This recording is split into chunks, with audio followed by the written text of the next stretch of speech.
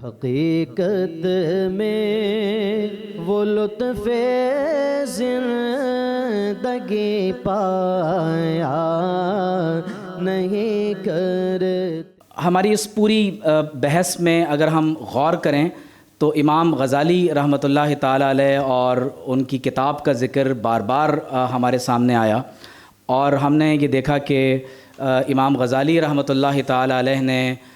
باقاعدہ طور پر اپنی کتاب الاقتصاد میں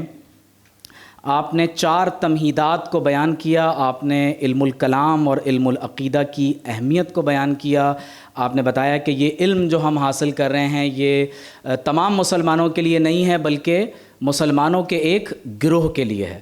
اور پھر یہ کہ یہ علم فرض کفایہ ہے۔ اور آپ نے اس کے بعد مختلف میتھڈالوجیز کو بیان کیا جو عالم اسلام میں رائج رہیں، اور پھر آپ نے 4 کیٹیگریز میں النظر فی ذات اللہ تعالی، فی صفاتہ، فی افعالہ، وفی رسول اللہ، اللہ تبارک و تعالیٰ کے رسولوں اور انبیاء علیہم السلام کے حوالے سے آپ نے اس پوری بحث کو بیان کی، اور نتیجہ یہ لکھا کہ فلا نظر الا فی اللہ ولا مطلوبہ سوی اللہ، کہ ہم یہ جو کچھ بھی غور و فکر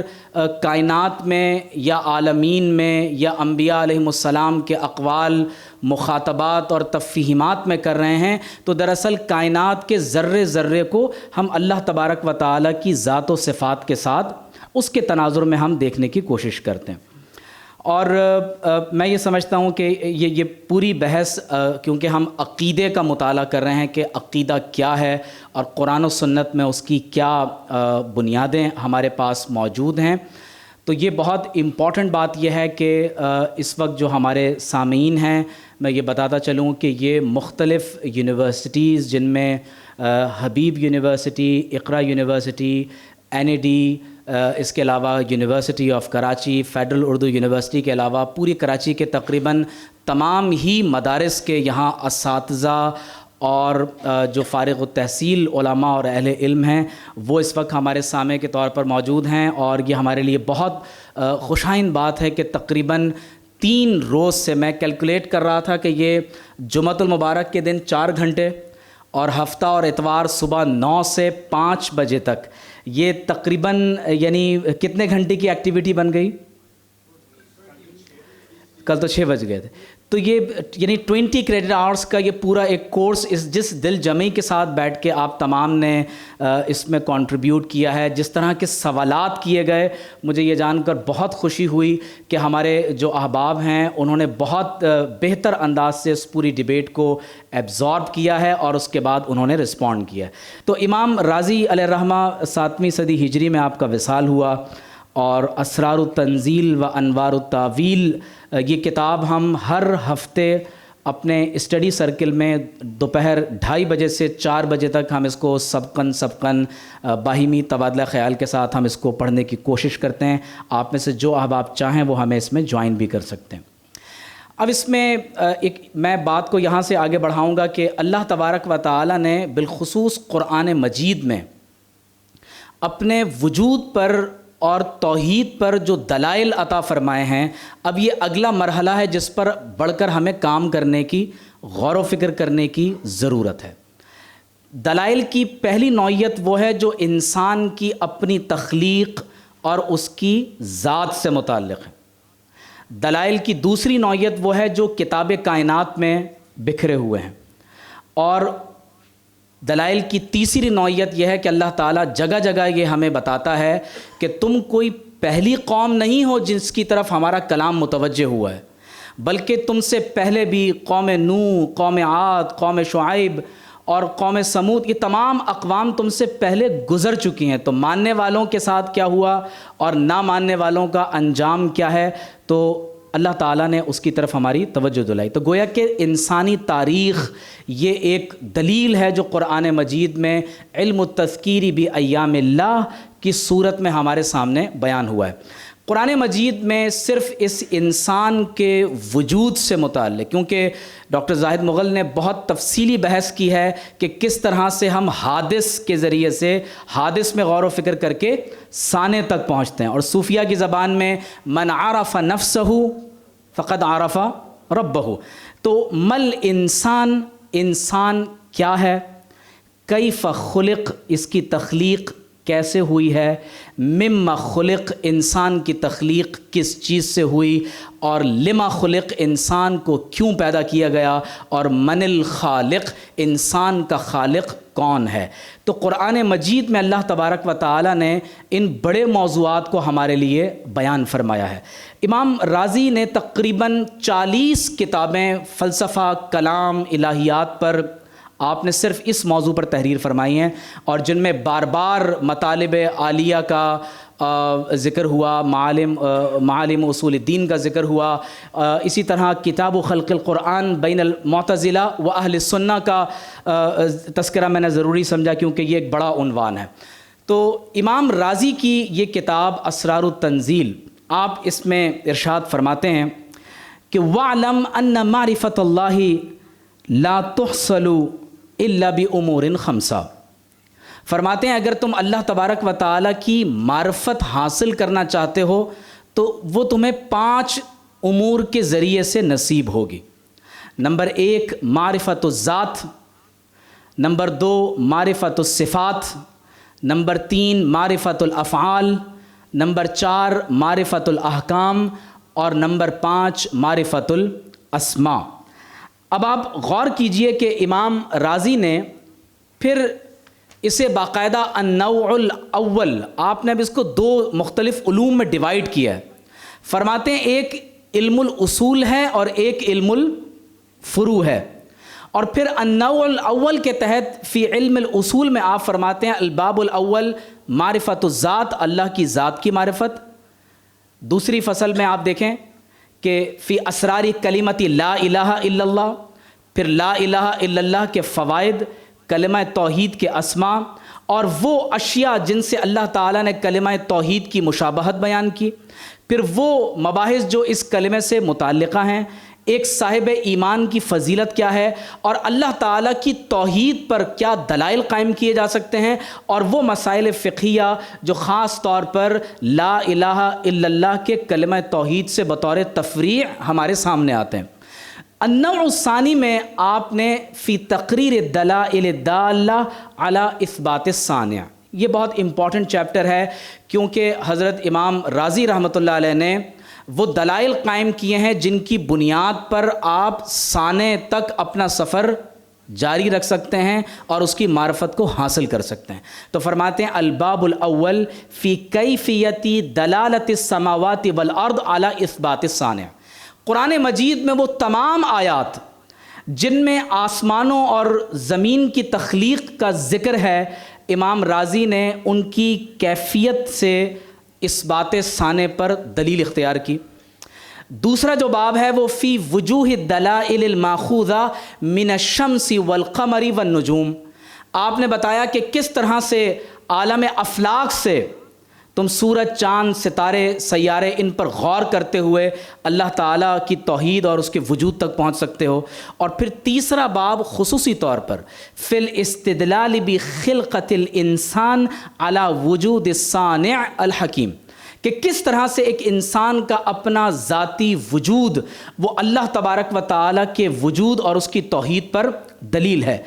اور اس کے بعد امام رازی علیہ رحمہ نے استدلال کیا ہے حیوانات سے، اور اگر آپ ان کے چیپٹرائزیشن دیکھیں تو قرآن میں جس طرح مکڑی کا ذکر ہے، مچھر کا ذکر ہے، مکھی کا ذکر ہے، آپ علیہ رحمہ نے حیوانات سے، ان کی تخلیق سے اور جو کیفیات ان کی قرآن میں بیان ہوئیں، آپ نے صانع کے وجود پر استدلال کیا۔ پھر آپ دیکھیں کہ اس میں ایک بڑی امپورٹنٹ چیز یہ ہے کہ جب آپ صانع کے اس بات پر دلائل پیش کر رہے ہیں تو اس میں ایک باب رقم کرتے ہیں کہ وہ دلائل جو شمس، قمر اور نجوم سے اخذ کردہ ہیں، اور ان میں یہ امام رازی کی انفرادیت ہے، اور کہا جاتا ہے کہ یہ امام فخر الدین رازی رحمۃ اللہ تعالیٰ علیہ کی کلام میں آخری کتاب ہے۔ اور خود جس طرح سے امام رازی نے پوری زندگی علم اور اس یعنی کلام کے سمندر میں آپ غوطہ زن رہے اور لال و گوہر اس کی گہرائی میں اتر کر آپ انسانوں کے سامنے اور امت کے سامنے پیش کرتے رہے، آپ نے خصوصی طور پر وہ میتھڈالوجی جو تمام انبیاء نے اختیار فرمائی کہ انبیاء علیہم السلام کسی ایسے شخص سے بات کر رہے ہیں جو خدا کے وجود کا منکر ہے، یا نعوذ باللہ کوئی شرک کا مرتکب ہوتا ہے، یا نعوذ باللہ من ذالک کوئی ایسا شخص ہے جو خدا کے وجود کا تو منکر ہے لیکن اپنے خدا ہونے کا نعوذ باللہ اعلان کرتا ہے، یا اپنے گھر والوں میں سے ہی کوئی ایسا ہے جس نے نعوذ باللہ شرک کے راستے کو اختیار کر لیا. تو آپ رحمۃ اللہ تعالیٰ علیہ نے کوشش یہ کی کہ انبیاء کرام علیہم السلام کا وہ مجادلہ اور مناظرہ جو مختلف اقوام کے ساتھ، مختلف افراد کے ساتھ ہوا ہے، آپ نے ان سے اصول اخذ کیے کہ کس انداز سے اللہ کے وجود اور اس کی توحید پر الحاد کے رد میں دلائل قائم کیے جا سکتے ہیں. اور جب آپ اس کتاب کا بالاستیاب مطالعہ کرتے ہیں تو یہ بات جان کر تقویت نصیب ہوتی ہے کہ ہمارے متکلمین نے کہ جس قدر مباحث آپ کو اللہ تعالیٰ کی ذات، صفات، احکام، حسن و قب، مسئلہ خیر و شر، تقدیر اور نبوات سے متعلق آپ نے پڑھے ہیں، ہمارے ان بزرگوں نے براہ راست انہیں قرآن و سنت سے مستفاد کرتے ہوئے ہمارے سامنے بیان فرمایا. تو پہلی فصل ہے فی تقریر دلائل الخلیل علیہ السلام. اب آپ غور کیجئے گا، اب میں سے اشارے کرتے ہوئے آگے بڑھ رہا ہوں. ابراہیم علیہ السلام کا وہ مناظرہ جو اپنے زمانے کے بادشاہ کے ساتھ ہوا جو خدا ہونے کا نعوذ باللہ دعوے دار ہے. ابراہیم علیہ السلام کا وہ مناظرہ جو ان کے اپنے اب چچا کے ساتھ ہوا. ابراہیم علیہ السلام کا وہ مناظرہ جو آپ کی قوم کے ساتھ ہوا. ابراہیم علیہ السلام کا ایک اور مناظرہ جو قرآن میں ذکر ہے کہ آپ نے اپنی قوم سے کس طرح توحید کے مسئلے پر بات کی. حضرت نوح علیہ السلام کا استدلال کیا ہے. پھر موسیٰ علیہ السلام فرعون سے کلام فرما رہے ہیں، تو فرعون کو آپ کس طرح سے دین کی دعوت دے رہے ہیں. اسی طرح کس طرح شروق اور غروب شمس سے اللہ تبارک و تعالیٰ کے وجود پر دلیل اختیار کی جا رہی ہے، اور اختلاف اللیل والنہار، رات اور دن کا پلٹنا، تو کس انداز سے ان سے دلیل اختیار کی جا رہی ہے. اور آپ نے 10ویں فصل میں اس سے متعلقہ کچھ مزید آپ نے چیپٹرز کو جو ہے وہ قلم بند کیا. اب آپ جب بیان کرتے ہیں کہ فی وجوہ الدلائل الماخوذہ من الشمس والقمر والنجوم، تو آپ نے ابراہیم علیہ السلام کو خاص طور پر اس میں آپ نے بیان آپ کی سیرت کو اس لیے کیا کہ ابراہیم علیہ السلام اللہ کے وہ نبی ہیں جن پر اسلام، کرسچینٹی، جوڈائزم تینوں مذاہب کے لوگ آپ کی نبوت پر متفق ہیں. اور امام رازی نے یہ جگہ جگہ دکھایا ہے کہ ابراہیم علیہ السلام کے دلائل کس طرح سے حضرت موسیٰ علیہ السلام نے فرعون کے ساتھ بات کرتے ہوئے آپ نے ان دلائل کو ایگزیکٹلی اسی طرح سے استعمال فرمایا. اب آپ دیکھیے کہ اس میں ایک بڑی خوبصورت بات امام رازی نے یہ بھی لکھی ہے کہ کبھی کبھی مجادلہ عملاً بھی ہوتا ہے، اور عملی مجادلہ یہ ہے کہ ابراہیم علیہ السلام نے پہلے اپنی قوم کو زبانی مکالمہ کے ذریعے، کلام کے ذریعے سمجھایا، انہیں سورج، چاند، ستاروں، سیاروں کے دلائل سے سمجھایا. اور ایک وقت ایسا آیا کہ جب اس وقت ہر زمانے میں شرک اور کفر پھیلا ہوا تھا، تو آپ نے اللہ کے نام کی ضرب سے تمام بتوں کو پاش کر دیا. یہ عملی مناظرہ تھا جو ابراہیم علیہ السلام نے اللہ تبارک و تعالیٰ کے کلام کی سربلندی کے لیے. اس لیے اقبال نے کہا تھا کہ یہ دور اپنے براہیم کی تلاش میں ہے، صنم کدا ہے جہاں لا الہ الا اللہ محمد الرسول اللہ صلی اللہ علیہ وسلم. اب امام رازی فرماتے ہیں کہ معرفت الذات، اس سے جو علم اخذ ہوتا ہے وہ علم الاصول ہے، اور علم الاصول سے علم الفروع نصیب ہوتا ہے. اب آپ دلیل اختیار کرتے ہیں. دیکھو اللہ نے فرمایا فَعْلَمْ، سورہ محمد ہے، فَعْلَمْ أَنَّهُ لَا إِلَٰهَ إِلَّا اللَّهُ وَاسْتَغْفِرْ لِذَنْبِكَ وَلِلْمُؤْمِنِينَ وَالْمُؤْمِنَاتِ. تو آپ غور کریں، امام رازی فرماتے ہیں کہ دیکھو اللہ نے پہلے فَعْلَمْ أَنَّهُ لَا إِلَٰهَ إِلَّا اللَّهُ فرماتے ہیں کہ دیکھو اللہ نے علم الاصول، توحید کے علم کو، ایگزسٹنس آف گاڈ کے مسئلے کو، اس کی وحدانیت کو پہلے بطور اصول بیان کیا، اور اس کے بعد مغفرت، اس کو اللہ تبارک و تعالیٰ نے بعد میں بیان کیا، یہ علم الفروع ہے. اسی طرح اللہ کے نبی دعا کر رہے ہیں ربی حب لی حکمن وَأَلْحِقْنِي بِالصَّالِحِينَ، یہاں حکم سے مراد وہ دلائل اور حکمت ہے جو اللہ تعالیٰ نے اپنے انبیاء کو سانے کے وجود اور اس کی توحید کے قیام کے لیے عطا فرمائے۔ تو فرماتے ہیں دیکھیں پہلے دعا کر رہے ہیں کہ حکم عطا ہو جائے، اور اس کے بعد اگلی دعا کیا ہے؟ وَأَلْحِقْنِي بِالصَّالِحِينَ، اور مجھے صالحین کے ساتھ ملحق فرما دے۔ پھر آپ ایک اور مثال دیتے ہیں کہ دیکھو عیسیٰ علیہ السلام ماں کی گود میں کلام فرما رہے ہیں، قال انی عبد اللہ آتانی الکتاب وجعلنی نبیا۔ تو فرماتے ہیں دیکھو اللہ کا بندہ ہونا اور اللہ کے بندے سے اس کے وجود پر استدلال کرنا، مسیح علیہ السلام نے اس علم کو پہلے رکھا اور اپنی نبوت جو علم فروع ہے اسے آپ نے بعد میں رکھا۔ اور پھر فرماتے ہیں کہ انی انا اللہ لا الہ الا انا۔ اب اللہ تبارک و تعالیٰ جب اپنے نبی سے کلام فرما رہا ہے تو پہلے کیا فرما رہا ہے؟ اننی انا اللہ لا الہ الا انا فاعبدنی واقم الصلاۃ لذکری۔ تو فرماتے ہیں کہ یہ جو علم ہے یہ علم فروع میں سے ہے۔ تو آپ غور کر رہے ہیں کہ اگر معرفت الذات کے تحت وہ اصول اور فروع کی اگر تقسیمات کر رہے ہیں، اور یہی وہ ساری تقسیمات ہیں جو ڈاکٹر زاہد اس سے پہلے آپ کو بتا چکے ہیں کہ ہم نبوت کا اس بات اللہ تعالیٰ کے وجود اور اس کی توحید کے تحت کرتے ہیں۔ یہ نہیں ہے کہ نبوت کے ثبوت کے بعد پھر اللہ کی توحید کا بیان ہو رہا ہے۔ تو امام رازی نے یہاں فرمایا ہے کہ خاتم النبیین محمد الرسول اللہ صلی اللہ علیہ وسلم، حضرت ابراہیم علیہ السلام، حضرت موسیٰ علیہ السلام اور حضرت سیدنا عیسیٰ بن مریم علیہم السلام، یہ ان جلیل القدر انبیاء سے اللہ نے جب یہ خطاب فرمایا تو یہ اس بات کی دلیل ہے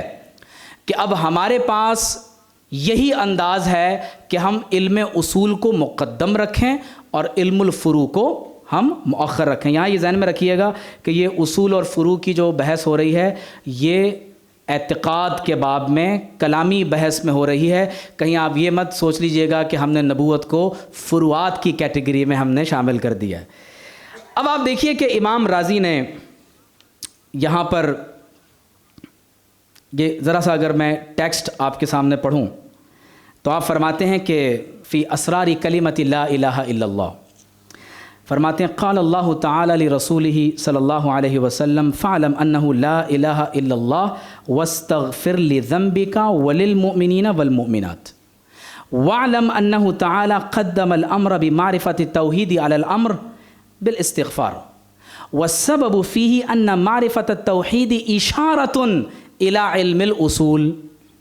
فرماتے ہیں جو توحید کے بیان کو مقدم کیا گیا یہ علم اصول کی طرف اشارہ ہے، والاشتغال بالاستغفار اشارۃ الی علم الفروع، اور استغفار کو بعد میں ذکر کرنا یہ اس بات کی دلیل ہے کہ اللہ تبارک و تعالی نے استغفار اور دیگر اشیاء کو بطور فروع بعد میں بیان کیا۔ اب آپ نے دلائل کے 5 مراتب بیان کیے۔ فرماتے ہیں کہ پہلا جو مرتبہ ہے وہ ہے کہ انہ تعالی استدل علی التوحید بانفسہم، اللہ تعالیٰ نے انسان کے اپنے وجود کو دلیل بنایا ہے کہ تم اپنے وجود میں غور و فکر کرو تو تم اللہ کی توحید کے بیان تک پہنچو گے۔ اب آپ دیکھیے گا کہ 5 اسٹیجز تک وہ اس دلیل کو قرآن سے کیسے آگے بڑھاتے ہیں۔ فرماتے ہیں کہ احدها ان اکثر المفسرین على ان اول ما انزل اللہ تعالی علی محمد صلی اللہ علیہ وسلم هو قوله اقرأ بسم ربک الذی خلق خلق الانسان من علق اقرأ وربک الاکرم الذی علم بالقلم علم الانسان ما لم يعلم۔ فرماتے ہیں وهذه الآیۃ مشتملۃ علی دلائل التوحید وذلك ان اظہر الدلائل الدالة على وجود الصانع الحکیم تولد الانسان من تلك النطفة ثم انه تعالی نبہ في هذه الآیہ على لطیفة عجیبة۔ کہتے ہیں ایک اور عجیب و غریب نقطہ اللہ نے آگے بیان فرمایا اور وہ یہ ہے کہ دیکھو اس پروردگار عالم نے پہلے علقہ کا ذکر کیا اور پھر اس کے بعد جا کر انسان کو قلم سے لکھنے پڑھنے کے بارے میں جو علم سکھایا اس کا ذکر کیا۔ تو فرماتے ہیں کہ دیکھو اللہ تعالیٰ کس طرح اخص المراتب سے